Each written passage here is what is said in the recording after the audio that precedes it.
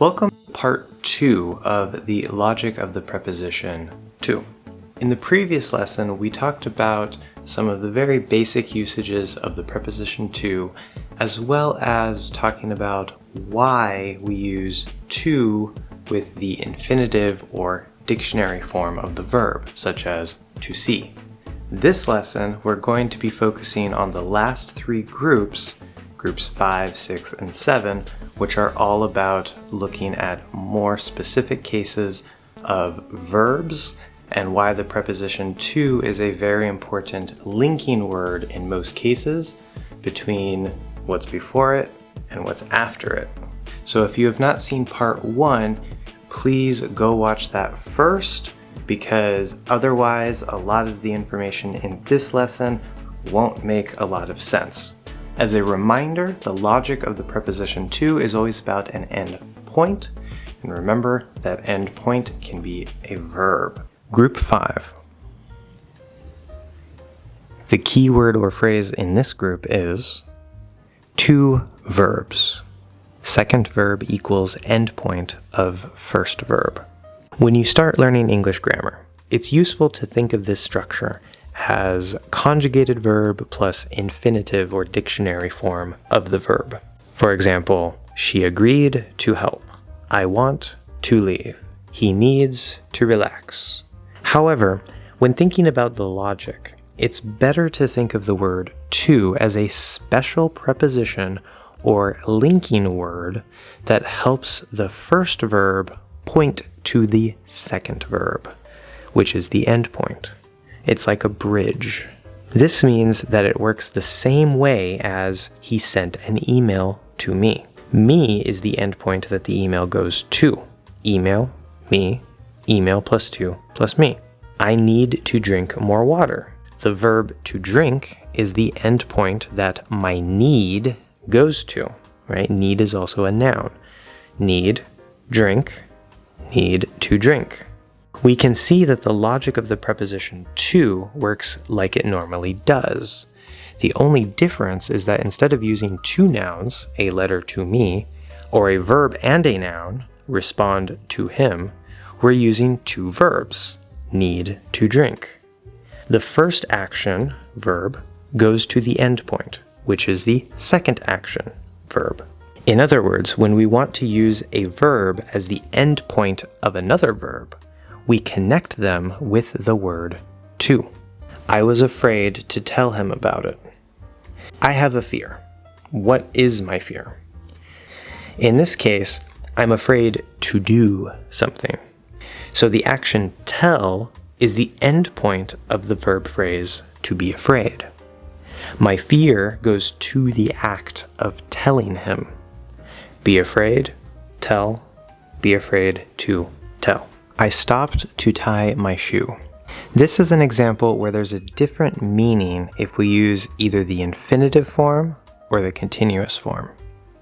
I stopped to tie my shoe means that I was doing something else, maybe walking, but I noticed that my shoe wasn't tied, so I stopped what I was doing in order to tie my shoe. Notice in order to. We usually omit or don't say the words in order because they're implied by the context. So we have stop plus in order plus to plus tie. But what if we say, I stopped tying my shoe? That means that I was tying my shoe and then I stopped tying my shoe. Notice that because we're specifically using the continuous or progressive form of the verb, it means that we're stopping the process of that action.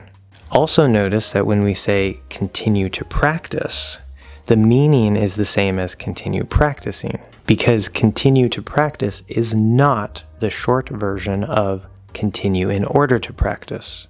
As we'll see soon, in order to is about a purpose plus the ability to fulfill that purpose. I have to cook dinner. We've seen that you can use the preposition to with the verbs want, need, etc. But notice something interesting. I want a car. I want to cook. The meaning of the verb to want doesn't change. Either you want something, car, or you want to do something, cook.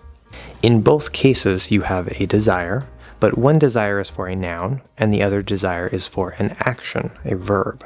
The verb to have works the same way. I have a car, I have to cook. In the first sentence, I have something, a car. In this case, the verb to have means to own something or to possess something, and that something is a noun. In the second sentence, I have an obligation to do something, cook. In other words, it's the same as the modal verb must. There's a logical reason why they basically mean the same thing, which is an obligation or a duty, at least in this meaning of must. If you have a verb or action, then it means that you own or possess the obligation or duty to do that thing, that action. In other words, you have an obligation or duty, and that obligation or duty points to a specific action, which is the endpoint. Group 6. The keyword or phrase for this group is in order plus to, which means ability plus purpose. This meaning of the preposition to is where the logic of to touches the logic of the preposition for. The preposition for is complicated, which we'll see later, but a big part of the preposition for is the idea of a purpose. You usually can't use one in place of the other. I came in order to help. The phrase in order to describes the purpose of something. That purpose specifically points to an action. As I said before, we usually don't say the words in order because the words in order are implied by the context. But why do we use the specific words in, order, and to? The phrase in order to is a chunk, or a group of words that go together. When you combine these words in this way, it creates its own meaning as if it were a single word. But we can look at the pieces and see why it means ability plus purpose. We know that the preposition to is always about an endpoint, but in this group, we're talking about a purpose. Well, a purpose can be a special kind of endpoint.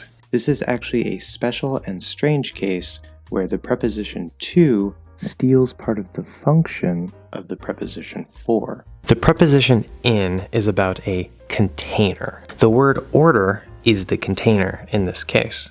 When we use the words in and order together in this structure, we create the idea of organized in a way that X is possible, or aligned in a way that X is possible. Note that in other contexts, in and order doesn't mean this.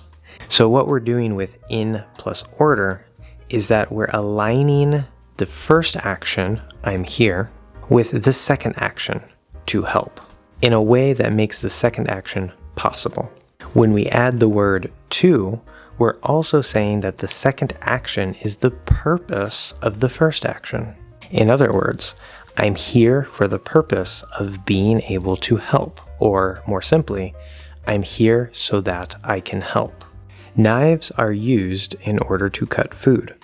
This is exactly like the previous one, but in this case, we're talking about a tool. In fact, we can expand the sentence and say, knives are tools that are used in order to cut food.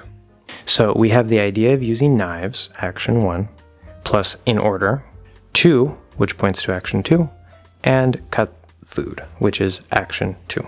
And finally, let's see the last group. The keyword or phrase here is to plus ing form of verbs. I'm close to finishing the project. We know that if we use a verb after the preposition to, the verb is normally not conjugated, meaning changed. However, there are rare cases in which we don't use the basic form of the verb, the dictionary form. Instead, we use the ing form, but there's a very simple and logical reason why this happens. First, remember that earlier I told you that the verb itself is actually just the word without the preposition to. We use the preposition to so that we can point to the verb, and these two words together are what we call the infinitive or dictionary form of the verb. We also know that we have to use the ing form of a verb after a preposition.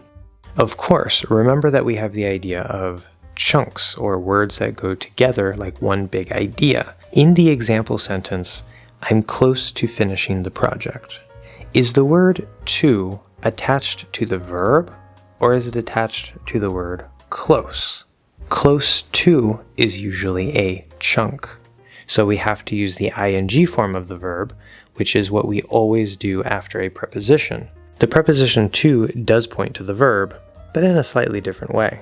For example, if you say, I'm close to the store, it means that your current location is near the location of the store. When we say, I'm close to finishing the project, it works exactly the same way, except that now we're talking about 1, time, and 2, a verb. When I say this sentence, I'm saying it in the present moment, now. There's only a short amount of time between now and the point in time when the project will be finished.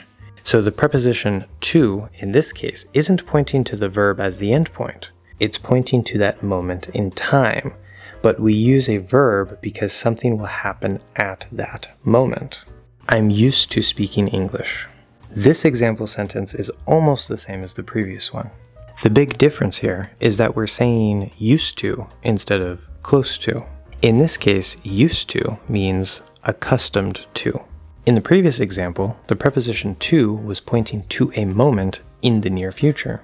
In this example, the preposition to is pointing to the current normal state of things.